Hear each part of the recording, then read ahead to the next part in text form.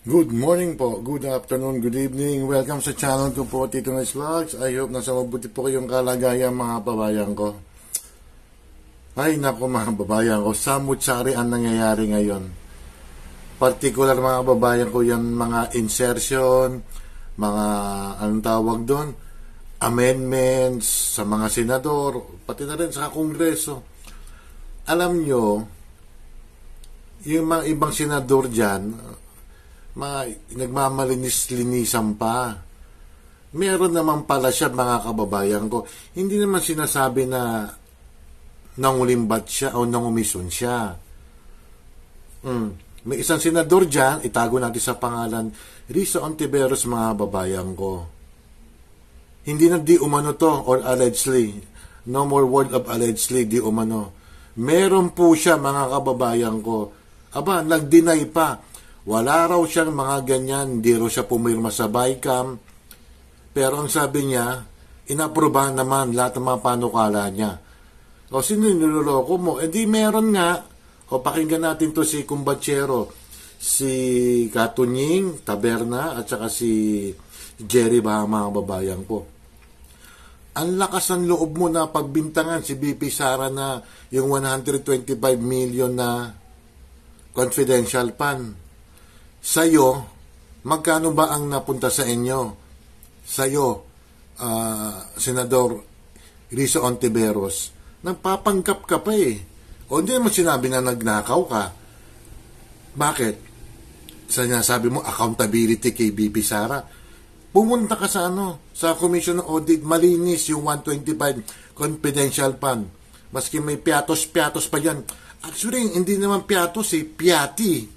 Ginagawa niyong piatos, binabago niyang word mga kababayan ko eh. Alam pa naman na ikaw ang opposition na Maka Marcos. Pakinggan natin mga kababayan ko, ang dalawang Kumbatsero. Grabe, kakapalang mukha nito si Risa. Hindi ko kailangan na ang respect mo. Talaga? Sara. Talaga? Ang hinihingi ko sa iyo at ng taong bayan ay accountability. Kaya, i-account nyo na lang kung para saan pakinggan nyo to yung dalawa, si Jerry tsaka si Tony. To be fair, kay Senator Risa Ontiveros, hindi lang 750 million ang kanyang insertion sa flood control. Hindi, sa buong budget, nasa 3 point, mahigit 3 billion, 3.01 billion. 1 billion, ano? Tingnan ko na nga. Sige nga, ikaw na magsabi, 3 billion? Senator Risa? Asan accountability mo? Pwede ka namang umamin eh. Kung nagpaayos ka nga ng mga kalsada, nagpatayo ka ng mga... May picture nga na pangalan mo eh. To the airport of Risa Ontiveros, pero di umano'y. Nagamit ako di umano'y. Ghost project pala. Papakita natin mamaya. Sandali lang ha. Hindi ako makapaniwala. Hanggang ngayon, hindi ako makapaniwala. Risa Ontiveros, mga magulang at mga mga taga-subaybay, maris-rinisan ka pa. Ang kanyang kabuang budget, saan mo ba nakuha yan? Para sa 2025. Natawagan mo na ba, Yuel? 3 billion, 1535 million. 3.035 million. 3.035 billion, 35 million and Mamalis-rinisan ka pa. 800,000. Kapalang mukha mo. Yun ang insertion. Aba! O yung amendments. Tapos ang kanyang flood control insertion ay nasa 700 billion. Nasa 715 million. Ayun. Mga kababayan ko, amendments, insertion, pareho lang yan. Congressional layman's term, pork barrel pa rin. Hindi ko kailangan na ang respect mo, VP Sara. Paulit-ulit ka pa. Sa iyo at ng taong bayan paulitin natin. ay accountability. Kaya, i-account nyo na lang kung para saan ang hinihingi nyong confidential funds. Many months later. O yung amendment. Amendments. Tapos ang kanyang flood control insertion ay nasa 700 billion, nasa 715 million. Ayun.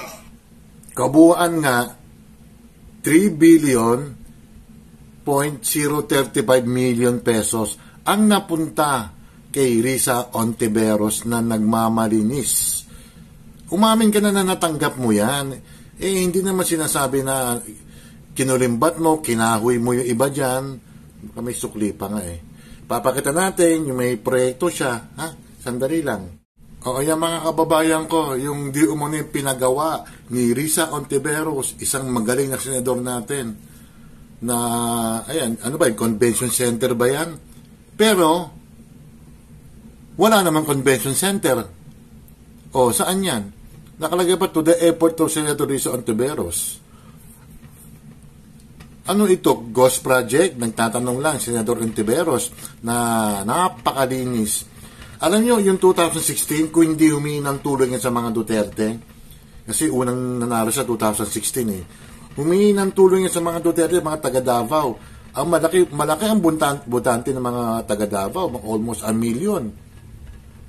Walang utang na loob nga yan, Tapos, nagmamalinis pa siya. Pinagbibintangan niya, di umano si Bibi Sara na accountability. Saan mong gagamitin ang 125 million confidential fund? Ang tanong ko lang sa iyo, Senador Risa Ontiveros, saan mo ginamit ang 3,035,000,000 pesos? Diyan ba napunta? Diyan sa convention center na yan? Wala nga nakatayo. Ayan, asaan? Ayan, asaan yung convention center mo? Madam Chair Risa Ontiveros. Ipapakita pa ako sa inyo, mga kababayan ko, about kay Lacson. Sandali, Ayun na nga, mga kababayan ko. Ayun. Kasi kahapon, linggo, na-interview siya sa isang istasyon na kinoconsider niya na magre-resign na lang siya as, Senate President pro tempore, mga kababayan ko, at bilang chairman ng Senate Blue Ribbon Committee.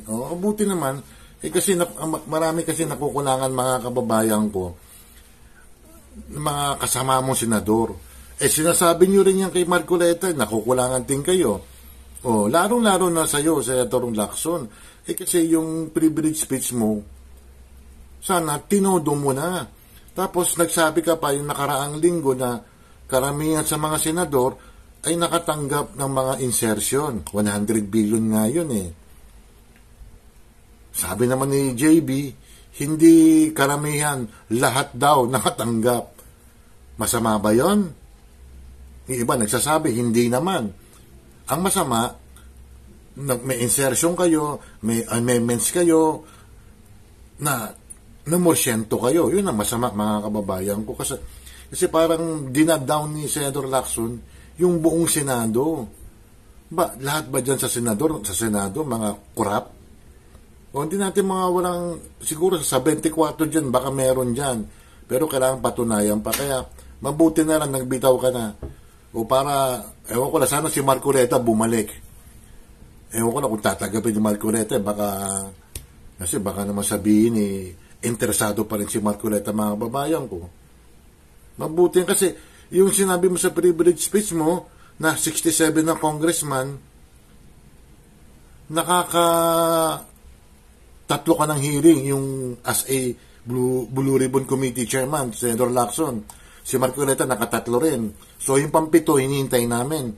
Tapos sasabihin nyo, i-hold muna, suspended muna ang hearing. Kailangan linggo-linggo or maybe twice a week may hearing dyan. Kasi maraming mga involved dyan Hindi lang sila Saldico, hindi lang sila Romualdez, baka presidente pa nga daw, di umano, sangkot at iba pang mga mambabatas dyan, yung mga congressman. Doon sa hearing mo kasi sa Blue Ribbon, wala kang binabanggit na mga congressman. Ang binibigyan mong pahintulot, mga senador lang. Sila Chingoy, sila Villanueva, sila Chis Escudero at iba pa. Kaya mabuti siguro umalis ka na.